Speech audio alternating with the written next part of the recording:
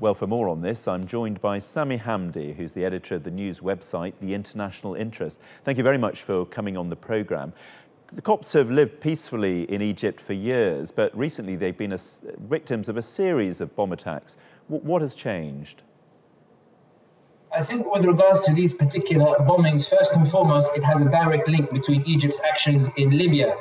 Egypt is involved in backing parties in Libya, particularly Khalifa Haftar, who are engaged with ISIS, who are seeking to establish a foothold in Libya. Now, the question, why the Christians, or why the Coptic Christians? Well, from a political perspective, attacking the Christians or creating this sort of anti-Christian sentiment by these particular terrorists brings increased Western pressure from the likes of the US, from Europe and whatnot, putting increasing pressure on Sisi.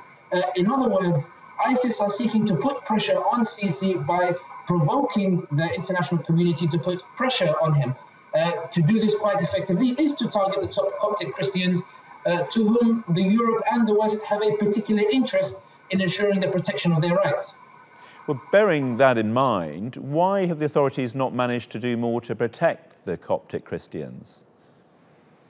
I think the question is not whether the government hasn't done enough to protect the Christians. I mean, at the end of the day, there is already sufficient security on the ground. It's very difficult to predict these particular terrorist attacks, and they're often conducted in a very DIY manner, whether that's a backpack with a bomb in it, whether it's car bombs, whether all these different particularly difficult methods with which to detect the particular terrorist attack. So I think although that we can put some blame on the government authorities, I think it's rather unfair to put all of the blame there. I mean, we see in France, we see these attacks in Brussels, we see these attacks in London, and they have some of the most sophisticated security measures anywhere in the world.